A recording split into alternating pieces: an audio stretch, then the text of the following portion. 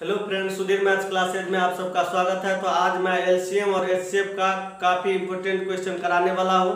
तो आप लोग क्वेश्चन को ध्यान से देखिएगा और वीडियो को पॉज करके पहले खुद बनाने का प्रयास कीजिएगा। अगर नहीं बनता है क्वेश्चन तो आप लोग उस वीडियो को फिर प्ले करके देख सकते हैं, और अगर क्वेश्चन बन जाता है तो उसका आंसर आप कमेंट में जरूर लिखिएगा। तो फ्रेंड्स चलिए स्टार्ट करते हैं। बोर्ड पे जो क्वेश्चन है उसको आप लोग ध्यान से पढ़िए और देखिए क्या है क्वेश्चन है 12 किलोमीटर लंबे वृत्ताकार मार्ग पर 3 धावक एबीसी एक ही समय पर एक ही बिंदु से तथा एक ही दिशा में क्रमशः 3 किलोमीटर प्रति घंटा, 7 किलोमीटर प्रति घंटा और 13 किलोमीटर प्रति घंटा की चाल से दौड़ते हैं। तो कितने समय के बाद पुनः मिलेंगे। तो कहने का मतलब ये घंटी वाला जो सवाल हम लोग बनाए थे कि एक साथ बजता है तो पुनः वो कितने समय के बाद फिर एक साथ वो घंटी बजेगी। तो वैसा ही क्वेश्चन यहाँ पे है। तो यहाँ समय का बात हो रहा है तो पहले हम समय निकालेंगे, क्योंकि यहाँ हमको समय नहीं दिया हुआ है, चाल दिया हुआ है। तो चाल दिया हुआ है तो समय का फॉर्मूला, समय कैसे निकाल सकते हैं। तो फ्रेंड्स दूरी बराबर क्या हो जाता है हमारा, दूरी बराबर होता है चाल गुने समय। ठीक है, तो समय निकालना है तो चाल नीचे हो जाएगा, यानी कि दूरी बटे चाल बराबर समय। तो समय निकालने का जब बात होगा तो दूरी बटे चाल, दूरी कितना है 12 किलोमीटर, तो 12 बटे चाल 7, पहला का चाल है 3 तो 3 हो गया। फिर है 12 बटे दूरी और चाल, दूसरा का चाल है 7, फिर 12 बटे कितना हो जाएगा आपका 30। ये जो हमारा निकला है ये समय निकला है फ्रेंड्स। तो ये जो समय निकला है तो इसी समय का जब भी बोलेगा कि पुनः कितने समय के बाद पुनः मिलेंगे या कितने समय के बाद पुनः घंटी बजेगी, तो उस स्थिति में हम लोग क्या करते थे, एलसीएम निकालते थे। तो इसका भी एलसीएम निकाल लेंगे। ये भिन्न वाला है तो भिन्न का एलसीएम निकालना आप लोगों को बताए थे कि अगर फॉर्मूला लिख देते हैं, भिन्न का एलसीएम इज इक्वल टू होता है अंश का एलसीएम अपॉन हर का एचसीएफ। ठीक है फ्रेंड्स, तो जब हम इसको अंश का एलसीएम करेंगे तो ऊपर में 12 12 12 12 है, तो इसका एलसीएम 12 भी हो जाएगा, और इसका एचसीएफ आप करेगा तो 3 दूना 6 1, तो उस हिसाब से आपका एचसीएफ 1 हो जाएगा। तो कहने का मतलब ये जो निकला है ये टाइम निकला है, ये भी टाइम है कि नहीं। दूरी बटे चाल समय ही होता है, तो समय है, और समय का जब एलसीएम निकालेंगे तो समय ही होगा। तो हमारा आंसर कितना हो गया, 12 घंटे बाद वह पुनः मिलेंगे। ठीक है, तो फ्रेंड्स मेरा कहने का मतलब है ये क्वेश्चन जो है आपको थोड़ा सा चेंज किया था, चाल दिया हुआ था, तो अगर तुरंत इसी का एलसीएम लेके बना लेते तो क्वेश्चन गलती होने का चांस काफी ज्यादा था। इसीलिए हमको पहले समय निकालना है और फिर उस समय का क्या करना है, एलसीएम करना है। तो समय निकला है आपका भिन्न में, फ्रैक्शन में, तो भिन्न का एलसीएम निकालना आपको सिखा दिया है। तो इसको राइट डाउन कर लीजिए, अगला क्वेश्चन की तरफ बढ़ते हैं। तो फ्रेंड्स अगला क्वेश्चन देखिएगा आप लोग, क्या है क्वेश्चन बोल रहा है कि 5 अंकों की वह छोटी से छोटी संख्या कौन सी है जो 12, 15, 18 से पूर्णतया विभक्त हो जाए। तो सबसे तो पहले 5 अंकों की छोटी से छोटी संख्या क्या हो सकता है, 5 अंकों की छोटी से छोटी संख्या हो जाएगा आपका 1 2 3 4। देखिए 1 2 3 4 5, 5 अंक का सबसे छोटी संख्या यही है। और बोल रहा है पूर्णतया विभक्त हो जाए, तो छोटी से छोटी बात कर रहा है, तो 12, 15, 18 का क्या करेंगे, एलसीएम कर देंगे। एलसीएम ऑफ 12, 15 और 18। तो इसका जब हम एलसीएम करेंगे तो 2 से लगाएंगे तो 6 हो जाएगा, 15 और 9। फिर क्या करेंगे हम 3 से, 3 दूना 6, 3 5 6 15 और 3 तिया 9। अब इसका एलसीएम हो जाएगा 5 चौका 20, 180 हो जाएगा। ठीक है फ्रेंड्स, इसका एलसीएम हो गया 180। अब 180 से इसमें भाग देके देखते हैं, तो 180 से जब भाग देंगे इसमें तो कितना हो जाएगा, तो 100 में तो हम भाग दे नहीं सकते क्योंकि 180 है, तो 1000 में देंगे तो 180 5 900 होता है। ठीक है फ्रेंड, तो 1000 में से 900 गया तो 100 बन जाएगा, फिर ये 0 उतारेंगे तो 180 5 900, फिर घटाएंगे तो 100 हो गया। आप खुद सोचिए कि इस ये जो 10,000 है आपका, ये जो संख्या है 5 अंक का, उसमें और कितना रहता तो ये 180 डिवाइड कर देता।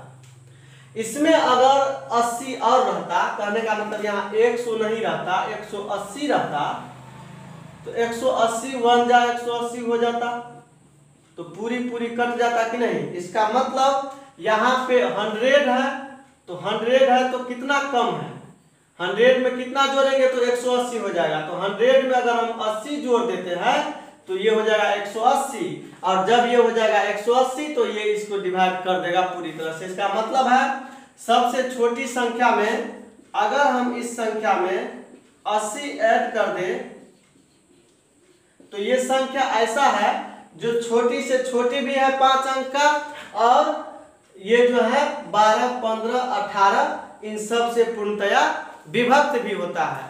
तो फ्रेंड्स यही था आपका क्वेश्चन कि उसमें 5 अंकों की वह छोटी से छोटी संख्या कौन सी है जो 12 15 18 से पूर्णतया विभक्त हो जाए। तो यह आपका कंसेप्ट था, ये काफी इंपोर्टेंट क्वेश्चन है, एग्जाम में आने का चांस रहता है, इसको राइट डाउन कर लीजिए। अगला क्वेश्चन बता रहे हैं। तो फ्रेंड्स इस क्वेश्चन को आप लोग ध्यान से देखिएगा। ये क्वेश्चन क्या है, ये क्वेश्चन बोल रहा है कि एक कमरा है जिसका लंबाई और चौड़ाई दिया है, तो कमरे के अंदर जो छत है के अंदर बनी छत पर कम से कम कितनी वर्गाकार टाइल्स लगेगा। तो कितनी वर्गाकार टाइल्स लगेगा, इसके लिए हमको क्या चाहिए।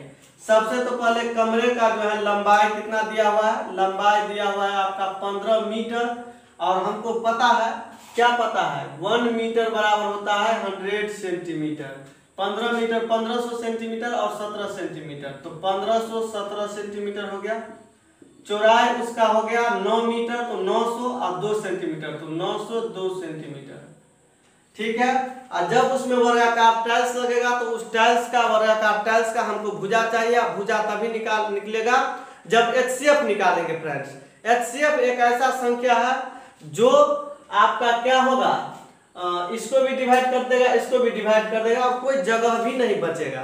तो कहने का मतलब जब भी हमको टाइल्स लगाने का बात होगा तो उस टाइल्स का भुजा निकालना पड़ेगा, और भुजा के लिए एचसीएफ निकालना पड़ेगा। तो इसका अगर हमको एचसीएफ निकालना है, एचसीएफ इसका निकाले, कहने का मतलब अगर हमको टाइल्स की भुजा निकालना है तो हमको इसका क्या करना पड़ेगा, एचसीएफ करना पड़ेगा, HCF of L and B.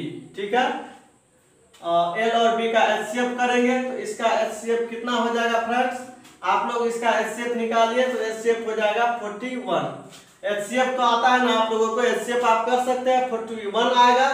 ठीक है, हमको निकालना है टाइल्स, कितना टाइल्स लगेगा उस छत में। तो उससे हम ऐसे निकाल सकते हैं, कुल टाइल्सों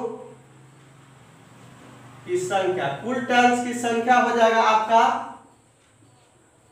छत का क्षेत्रफल अपॉन एक टाइल का क्षेत्रफल। तो छत का क्षेत्रफल लंबाई गुने चौड़ाई होता है, तो 1517 गुने 902, और एक टाइल्स का क्षेत्रफल कितना होगा 41 गुने 41। ठीक है फ्रेंड्स, तो इसको आप लोग काटिए और आंसर लाइए। तो इसको काटेंगे तो कितना हो जाएगा, 41 से भाग ही दे दीजिए आप 902 में, तो 41 गुना कितना हो जाएगा, 40 गुना 80 82। तो यहाँ फिर बच जाएगा आपको 10 में से 2 गया तो 8, फिर 41 गुना 82, तो ऐसे ही कट जाएगा। ठीक है, ये भी कट जाएगा। 41 से भाग दे दीजिए 1 5 1 7 में, तो 4 तिया 12, 41 तिया 3 का 3, 4 तिया 12 का 2, हाथ में 1, 11 में से 3 चला गया तो 8। ठीक है, तो 7 7 का 7, 7 चौका 28। तो फ्रेंड ये 37 बार में कट जाएगा, 37 गुने 22 इसका आंसर हो जाएगा। तो इसको गुना कर लीजिएगा आप लोग, तो कमरा का, जब भी कमरा के टाइल्स का संख्या निकालना था तो छत का क्षेत्रफल जितना आएगा उसमें एक टाइल्स का क्षेत्रफल से भाग दे देंगे तो हमको टोटल टाइल्स का संख्या निकल जाएगा। तो ये एग्जाम में आया हुआ क्वेश्चन है, इसको राइट डाउन कर लीजिए। अगला क्वेश्चन बता रहे हैं।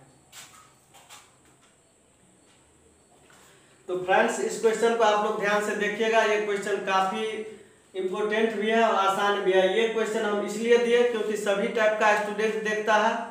ऐसा नहीं है कि कठिन से कठिन क्वेश्चन लेके आएंगे और उससे क्या होगा, कमजोर स्टूडेंट को लगेगा हम कुछ समझ नहीं रहे हैं।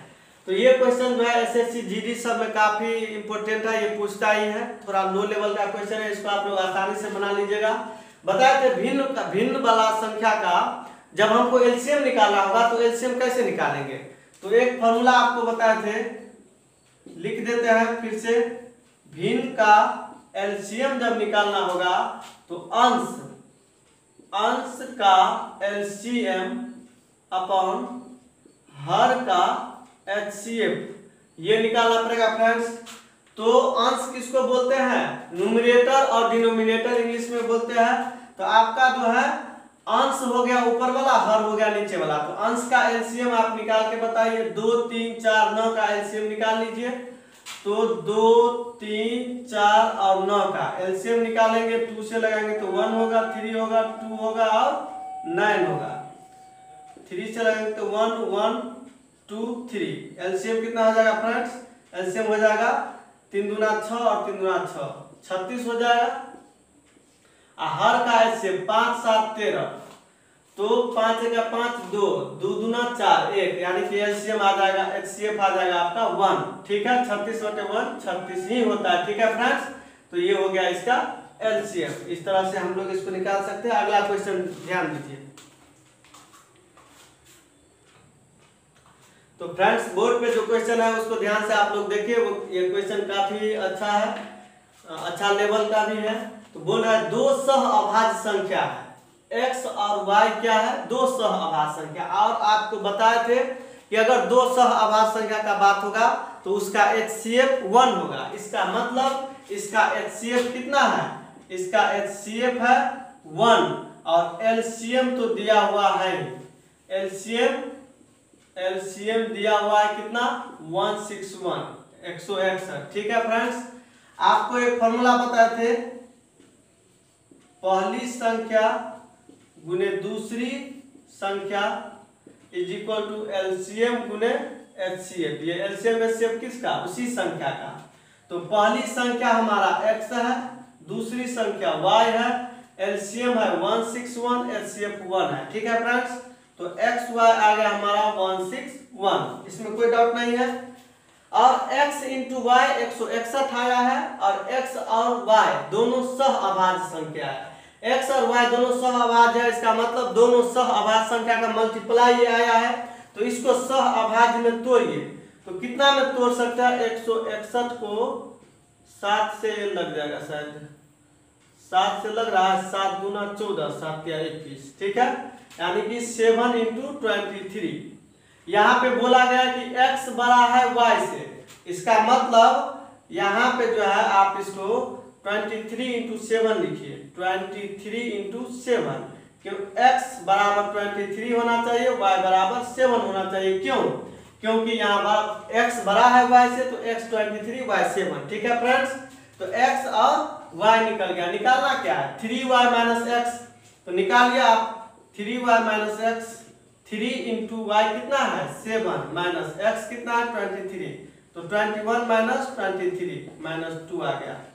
तो इस तरह से इस सवाल को बना सकते हैं, काफी आसान था। तो इसको राइट डाउन कर लीजिए। अगला क्वेश्चन हम अभी तुरंत बता रहे हैं। तो फ्रेंड्स बोर्ड पे जो क्वेश्चन है उसको देखिए। क्वेश्चन क्या है, दो संख्या में से प्रत्येक 13 से बड़ी है, इन संख्या का एचसीएफ 13, एलसीएम 273 है। तो इन संख्या का योगफल निकालें। तो इन संख्या का योगफल निकालेंगे तो सबसे तो पहले ये संख्या निकालें। तो संख्या निकालेंगे, एचसीएफ 13 दिया है, तो संख्या हो गया हमारा, जब भी एचसीएफ दिया हो और संख्या लिखना हो तो उस स्थिति में हम 13a और 13b ले सकते हैं। a, b क्या हो जाएगा, सह अभाज्य होगा। ठीक है फ्रेंड्स, 13a 13b। आपको पता है, क्या पता है, पहली संख्या गुने दूसरी संख्या is equal to LCM into HCF. तो पहली संख्या हमारा हो जाएगा 13a और दूसरी संख्या 13b is equal to LCM 273 और एचसीएफ 13 हो गया। ठीक है फ्रेंड्स, तो ये हो जाएगा 13 हो, तो ये हो जाएगा 13 गुने 13 169, या ऐसे लिख सकते हैं a b is equal to 273 into 13। अब भाई ये दोनों 13 यहाँ उतार देंगे, ऐसा इसलिए कि काटने में आसानी हो जाए। ठीक है फ्रेंड्स, 13 गुना 26, 13 का 13, तो a b is equal to हो गया 21। ठीक है, तो a b is equal to 21 हो गया, दोनों सह अभाज्य, इसका मतलब 21, 3 7 21, 3 इंटू 7, और ये दोनों सह अभाज्य संख्या क्योंकि एचसीएफ 1 आ रहा है, तो a बराबर 3 और b बराबर 7। ऐसा जरूरी नहीं है a 3a होगा और b 7 है, b 3 हो सकता है, a 7 हो सकता है, कोई डाउट नहीं। ठीक है, हमको संख्या निकालना है, संख्या निकाल लेंगे। संख्या 3a 13a, तो 13a तो 13 इंटू 3 39, और दूसरा संख्या 13b तो 13 इंटू 7 91। ठीक है, तो दोनों का योगफल निकाल सकते हैं आप, 39 प्लस 91 जोड़ दीजिए, तो 9 1 10 के 0, हाथ में 1 9 3 13 के 3 1 30 हो जाएगा। तो इस तरह से आपका सवाल था। हम आर.एस. अग्रवाल को बेस्ट मान के चलते हैं, आर.एस. अग्रवाल बुक का, इसलिए इसमें क्वेश्चन का लेवल उतना हाई नहीं है। फ्रेंड्स, अगर आपको ऑफलाइन कोचिंग पढ़ना है मैथ्स, एसएससी बैंक, रेलवे के लिए, तो आप मधुबनी, कॉन्टैक्ट नंबर आपको स्क्रीन पे दिख जाएगा। ठीक है फ्रेंड्स, आप हमसे जुड़ सकते हैं और आप यहाँ पे पढ़ सकते हैं। 499 रुपया में फुल कोर्स आर.एस. अग्रवाल का आपको कंप्लीट कराया जाएगा। तो फ्रेंड्स, हम आर.एस. अग्रवाल का वही सवाल लाते हैं जो काफी डिफिकल्ट हो मेरे हिसाब से। अगर आपको लगता है कि कुछ और सवाल है जो बहुत डिफिकल्ट है और हमसे नहीं बन रहा है, तो आप जरूर हमको कमेंट कीजिएगा, हम उस सवाल का सॉल्यूशन तुरंत वीडियो उसका अपलोड कर देंगे। और अगर आपको ये पसंद आता है, ये लेक्चर पसंद आता है, समझ में अच्छा आता है, तो प्लीज सब्सक्राइब कर दीजिएगा मेरे चैनल को। Thank you.